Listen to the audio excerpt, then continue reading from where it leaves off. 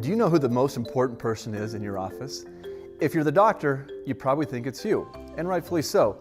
Let's face it, you spent a fortune on school, your name is on the building, you've put a lot of money into all of your operations to keep everything running. You've got an entire staff that you're responsible for and that you're paying their way. You're supporting them, which is awesome.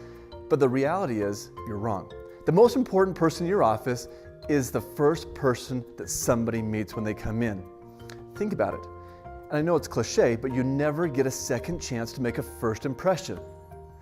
In a recent study done at Harvard, they found that 95% of all purchases were made on emotion. So they may or may not understand your credentials or how great you may or may not be, but they know how they felt. They know how somebody made them feel when they called the office. They can tell if somebody enjoys their job, if someone's smiling, if somebody cares. They can feel when they walk into the office that that person loves what they're doing and is happy to be there. So that person, that first person that meets those prospective patients, has to be able to wrap them in a warm blanket and bring them in to where they feel like they're now part of your family.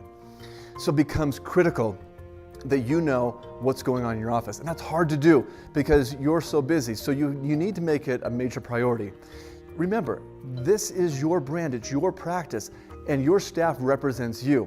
So make time to do the following 4 things. First is you need to set proper expectations, you need to train, and make sure that it's done actively.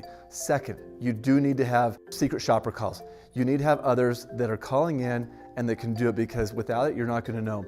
You might even have call tracking so that you can find out what's going on, but those would be related. Third is you need to train and retrain. Training is so critical. You cannot ignore how important it is. So even though you think you've done it, you're going to have to do it again. And fourth, make sure that you're sending out a thank you note to every single person that comes into your office.